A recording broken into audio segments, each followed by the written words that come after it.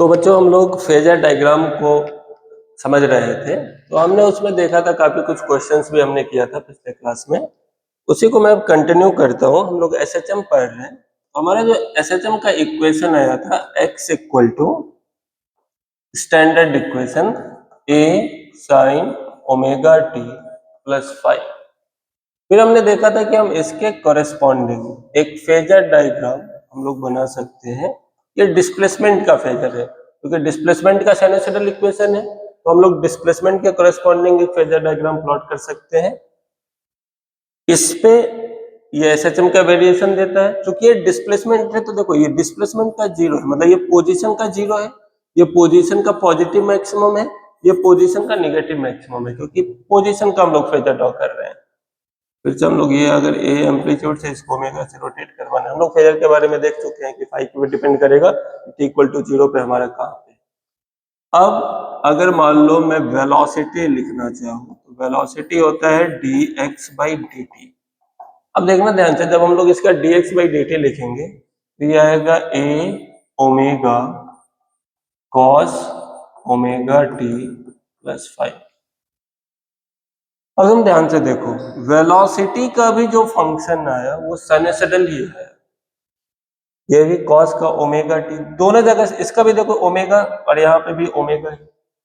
और तो हम लोग बोल सकते हैं कि ये जो वेलोसिटी है वो भी टाइम के साथ साइनसॉइडल वेरी कर रहा है, जहां पे ये वेलोसिटी का मैक्सिमम वैल्यू है और ये उसके वेरिएशन का फंक्शन है कॉस ओमेगा टी प्लस 5। इसी तरीके से अगर तुम एक्सेलरेशन देखोगे तो एक्सेलरेशन होगा dv बाई dt। अब जब हम लोग इसका dv बाई dt लिखे तो ये आ जाएगा minus A omega square sine omega T plus 5। ध्यान से देखो, एक्सेलरेशन का भी फंक्शन साइनसॉइडल आया, इसका भी एंगुलर फ्रीक्वेंसी ओमेगा है। इसका मतलब है कि x, v और a ये तीनों पैरामीटर टाइम के साथ साइनसॉइडल वेरी कर रहा है। इसका मतलब है हम लोग तीनों का फेजर ड्रॉ कर सकते हैं। लेकिन अगर तुम इक्वेशन ध्यान से देखोगे तो देखो, यहाँ पे साइन का है, यहाँ पे कॉस का है, फिर यहाँ पे माइनस साइन है। इसका मतलब है तीनों फेज में नहीं है। इसका क्या मतलब होता है, तो हम लोग इसको एक एग्जाम्पल से समझते हैं। एक सिंपल एग्जाम्पल लेके चलता हूँ। सबसे आसान जो मैंने बोला था कि कुछ नहीं दे रखा हो तो तुम ये इक्वेशन लो x equal to a sine omega t. अगर पोजीशन का डिस्प्लेसमेंट का इक्वेशन है x equal to a sine omega t, इसका मतलब है t इक्वल टू जीरो पे पार्टिकल हमारा मीन पे है और किधर की तरफ जा रहा है, पॉजिटिव एक्सट्रीम की तरफ। कई बार हम लोग पिछले कई लेक्चर में इस बात को देख चुके हैं। हम लोग x का फेजर प्लॉट करेंगे, हम लोग बोलेंगे कि t इक्वल टू जीरो पे, t इक्वल टू जीरो पे हमारा फेजर यहाँ पे है। ये किसका फेजर है? ये फेजर है पोजीशन का। अब ध्यान से देखना, ये वर्टिकल पे हमारा एसएचएम रिप्रेजेंट कर रहा होता है, तो ये हमारा पोजीशन का जीरो है, पोजीशन के जीरो को ही मीन बोलते हैं। ये हमारा पोजीशन का मैक्सिमम है, मतलब प्लस है, और ये हमारा पोजीशन का मिनिमम है, मतलब माइनस है। मतलब नेगेटिव मैक्सिमम ये पॉजिटिव मैक्सिमम ये जीरो। मतलब जब पार्टिकल इस तरीके से जा रहा है तो ये पोजीशन का जीरो, ये पोजीशन का पॉजिटिव मैक्सिमम, ये पोजीशन का नेगेटिव मैक्सिमम, ये यहाँ पे प्लॉट किया गया क्योंकि पोजीशन का फेजर है। तो ये पोजीशन का जीरो, पोजीशन का पॉजिटिव मैक्सिमम, पोजीशन का नेगेटिव मैक्सिमम, और टी इक्वल टू जीरो पे पार्टिकल। अच्छा, फेजर को हमें ऐसा ओमेगा से चलाना है, इसका मतलब हम लोग बोलेंगे जब ये इक्वेशन है तो particle t equal to zero पे है और पॉजिटिव एक्सट्रीम की तरफ जा रहा है। अब अगर हम इसका वेलोसिटी लिखे तो वेलोसिटी आएगा A omega cos omega T. ध्यान से देखो, वेलोसिटी क्या है? A omega cos omega T. Velocity एक ऐसा पैरामीटर है जिसका पैरामीटर आया जिसका वेरिएशन भी साइनसॉइडल है। अब ये ए ओमेगा और इधर इसका साइनसॉइडल वेरिएशन क्या है, कॉस ओमेगा टी। तुम इसको अब ऐसा सोचो कि वेलोसिटी का अगर साइनसॉइडल वेरिएशन है तो हम लोग इसका भी फेजर प्लॉट कर सकते हैं। अब ध्यान से देखना, ये मैं जो फेजर प्लॉट कर रहा हूं ये वेलोसिटी का फेजर प्लॉट कर रहा हूं, यह फेजर ऑफ वेलोसिटी। इसका मतलब ये वैल्यू इस बार मीन नहीं है। अगर हम वेलोसिटी का फेजर प्लॉट कर रहे हैं तो ये वेलोसिटी का जीरो है, ये वेलोसिटी का पॉजिटिव मैक्सिमम है और ये वेलोसिटी का निगेटिव मैक्सिमम है।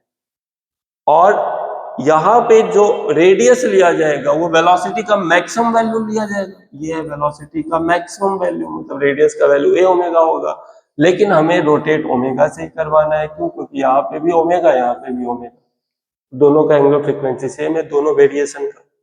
तो अब यहां से देखना, अब हमें पता है पिछले लेक्चर से अगर तुम रिकॉल करो तो अगर इक्वेशन है cos ओमेगा टी, इसका मतलब है t इक्वल टू 0 पे वेलोसिटी वाला फेजर अभी हमारा यहाँ पे है, अगर पोजीशन वाला फेजर यहाँ पे है। इसका क्या मतलब है कि t इक्वल टू 0 पे अगर हम पोजीशन के फेजर से देखें तो हम लोग बोलेंगे कि पार्टिकल अपने मेन पोजीशन पे और पॉजिटिव मैक्सिमम की तरफ जा रहा है, और हमें दिख रहा है उस समय वेलोसिटी के फेजर से कि वेलोसिटी अपने पॉजिटिव मैक्सिमम पे है। और किधर की तरफ जा रहा है? वेलोसिटी फेजर भी ओमेगा से चल रहा होगा, मतलब 0 की तरफ। सोचो, पार्टिकल यहाँ पे है, इसका मतलब उसका स्पीड मैक्सिमम है और वो पॉजिटिव एक्सट्रीम की तरफ जा रहा है, इसका मतलब वेलोसिटी अभी पॉजिटिव मैक्सिमम है और 0 की तरफ जा रहा है। तो जब हम वेलोसिटी का फेजर प्लॉट करें तो ये वेलोसिटी का 0, वेलोसिटी का पॉजिटिव मैक्सिमम, वेलोसिटी का नेगेटिव मैक्सिमम। अब इसको और इसको देखो, एक का फेजर तुम्हें कैसा दिख रहा है? मान लो ये वाला फेजर है, एक फेजर ऐसा है, एक का फेजर ऐसा है, और एंटी क्लॉकवाइज में बोलते हैं लीड करना। मतलब हम लोग बोलेंगे कि t इक्वल टू 0 पे वेलोसिटी का फेजर यहाँ पे है, पोजीशन का फेजर यहाँ पे है, कितने का एंगल है? 90 डिग्री का।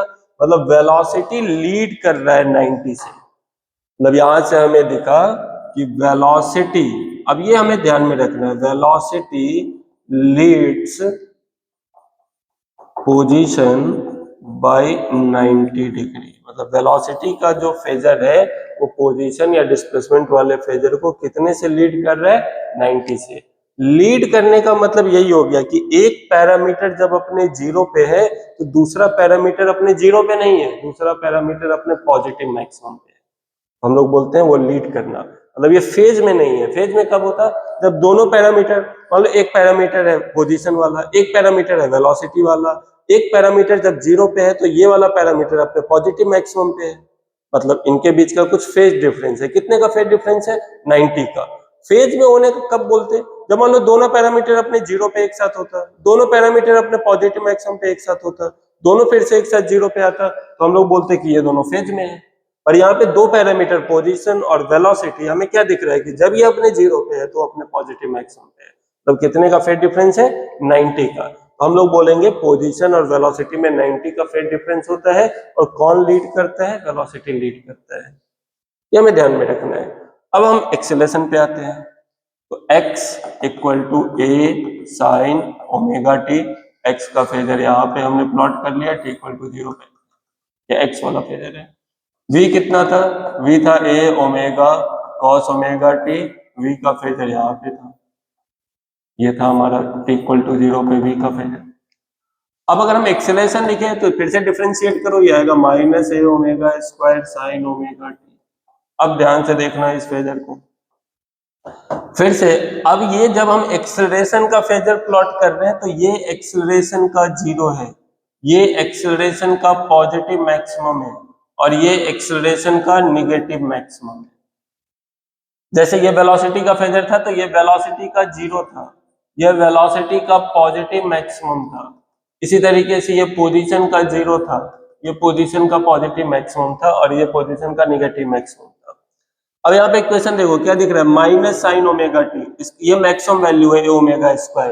मतलब यहाँ पे जब हम फेजर प्लॉट करेंगे उसका रेडियस ए ओमेगा स्क्वायर लेंगे, और एंगुलर फ्रीक्वेंसी तो यहाँ पे भी ओमेगा दिख रहा है, मतलब इसका भी फेजर ओमेगा से ही रोटेट करेगा एंटी क्लॉकवाइज में। इक्वेशन क्या है? माइनस साइन ओमेगा टी, इसका मतलब है इसका फेजर टी इक्वल टू 0 पे यहाँ पे होगा।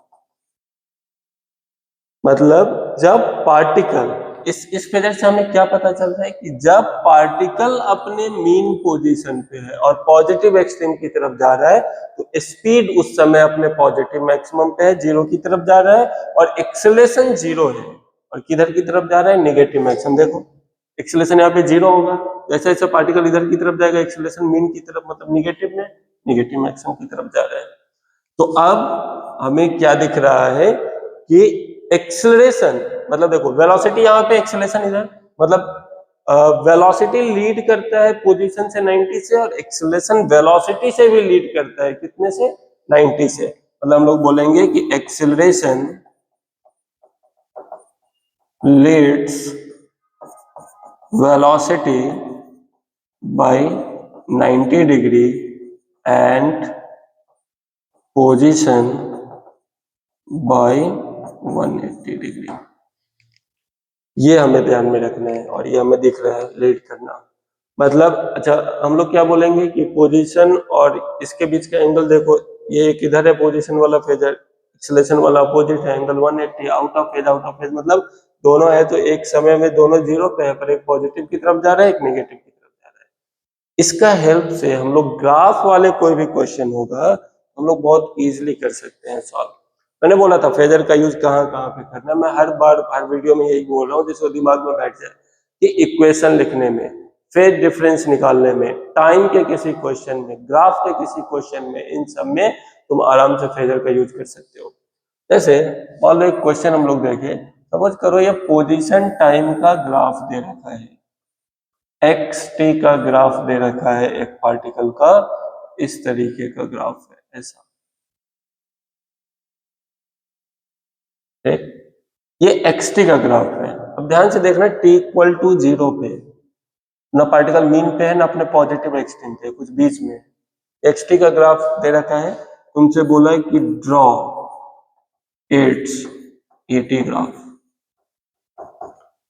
बिल्कुल मैथमेटिक्स में नहीं फंसना है और कंफ्यूज नहीं होना है। हम लोग क्या करेंगे, हम लोग देखेंगे कि ठीक है टी इक्वल टू 0 पे अगर एक्स टी का ग्राफ है तो हम लोग टी इक्वल टू 0 पे इसका फेजर देख लेते हैं कि कहाँ इसका फेजर कहाँ पे होगा टी इक्वल टू 0 पे। तो अब देखना अगर हम लोग एक्स टी का फेजर प्लॉट करें, एक्स टी का फेजर ऑफ एक्स पोजीशन का फेजर हम लोग प्लॉट कर रहे हैं, तो हमें कैसे पता चला कहां पे होगा, तो हम लोग देखेंगे टी इक्वल टू 0 पे पार्टिकल जीरो और पॉजिटिव एक्सट्रीम के कहीं बीच में है और पॉजिटिव एक्सट्रीम की तरफ जा रहा है। तो हमें पता है अगर हमारा फेजर फर्स्ट क्वाड्रेंट में होता है, मतलब जीरो और पॉजिटिव एक्सट्रीम के बीच में होता है और पॉजिटिव एक्सट्रीम की तरफ जा रहा है, अगर फेजर सेकंड क्वाड्रेंट में मतलब पॉजिटिव एक्सट्रीम और जीरो के बीच में और जीरो की तरफ आ रहा है, थर्ड क्वाड्रेंट में मतलब जीरो और नेगेटिव एक्सट्रीम के बीच में नेगेटिव एक्सट्रीम की तरफ जा रहा है, फोर्थ क्वाड्रेंट में मतलब नेगेटिव एक्सट्रीम और जीरो के बीच में और जीरो की तरफ जा रहा है। यहाँ पे ध्यान से देखो टी इक्वल टू 0 पे पार्टिकल कहाँ पे है, जीरो और पॉजिटिव एक्सट्रीम के कहीं पे बीच में, और किधर की तरफ जा रहा है, पॉजिटिव एक्सट्रीम की तरफ। इसका मतलब है हमारा फेजर फर्स्ट क्वाड्रेंट में होगा इक्वल टू 0 पे। तुम्हें कुछ करना नहीं है, तुम्हें एक्सेलेरेशन का फेजर जैसा ही प्लॉट करोगे तो क्या करोगे, एक्सेलेरेशन का फेजर प्लॉट कर लेंगे हम लोग।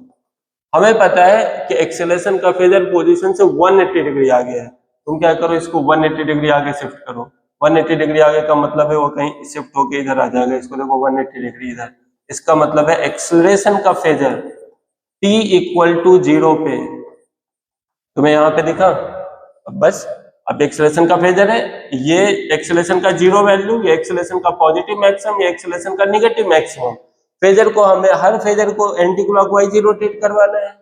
तो देखो हम लोग जैसे ही एक्सेलरेशन का फेजर थर्ड क्वाड्रेंट में हम लोग क्या बोलेंगे, एक्सेलरेशन जीरो और नेगेटिव मैक्सिमम के कहीं बीच में है और किधर की तरफ जा रहा है, नेगेटिव मैक्सिमम की तरफ। इसका मतलब इसका जो एक्सेलरेशन टाइम ग्राफ बनेगा वो कैसा बनेगा, तो एटी ग्राफ अगर मैं प्लॉट करूं इसका तो हम लोग बोलेंगे टी इक्वल टू 0 पे, कहां पे है, जीरो और नेगेटिव मैक्सिमम के कहीं पे बीच में है और किधर की तरफ जा रहा है, नेगेटिव मैक्सिमम। ग्राफ हम लोग ऐसा प्लॉट करेंगे एक्सेलरेशन टाइम ग्राफ, ये हमारा एटी ग्राफ है। कहीं कोई मैथ्स की जरूरत नहीं है, हम लोग क्या किया, पोजीशन टाइम ग्राफ दे रखा था, t इक्वल टू 0 पे पार्टिकल का पोजीशन और किधर जा रहा है वो देखते हुए हम लोग उसका फेजर प्लॉट किए। और हमें पता है एक्सेलरेशन टाइम ग्राफ प्लॉट करना है, हम लोग फेजर एक्सेलरेशन का फेजर प्लॉट किए, एक्सेलरेशन का फेजर उससे 180 आगे होगा। हमें दिख गया कि एक्सेलरेशन का फेजर थर्ड क्वाड्रेंट में आ रहा है, मतलब एक्सेलरेशन t इक्वल टू 0 पे जीरो और नेगेटिव मैक्सिमम के कहीं बीच में है और नेगेटिव मैक्सिमम की तरफ बढ़ रहा होगा। फिर बाकी तो साइनसोइडल है, ऐसा ग्राफ होगा। वेलोसिटी का फेजर प्लॉट करना होता तो वेलोसिटी से कितना आगे होता, वेलोसिटी से 90 आगे होता, मतलब वेलोसिटी का फेजर यहाँ पे होता। तो हम लोग बोलते वेलोसिटी अपने पॉजिटिव मैक्सिमम और जीरो के बीच में और किधर की तरफ जा रहा होगा, जीरो की तरफ जा रहा होगा। वेलोसिटी का हम लोग प्लॉट कर सकते थे। तो यहां से आई होप कि ये चीज तो क्लियर हो रहा होगा कि ग्राफ में हमें कैसे हेल्प करता है। इस लेक्चर में बेसिकली इस लेक्चर में हमें ये बताना था कि जो फेजर वाला जो मेथड है, हमने पिछले लेक्चर में देखा था, टाइम वाले क्वेश्चन देखे थे, टाइम में कैसे हेल्प करता है। फिर हमने कुछ क्वेश्चन ऐसा देखा था जहां पे फेज डिफरेंस निकालने वाला क्वेश्चन था। इस लेक्चर में हमने ये देखा कि इस मेथड से हम लोग ग्राफिकल क्वेश्चन को कैसे डील कर सकते हैं। चलो ठीक है, थैंक यू। फिर हम लोग आगे बढ़ते हैं।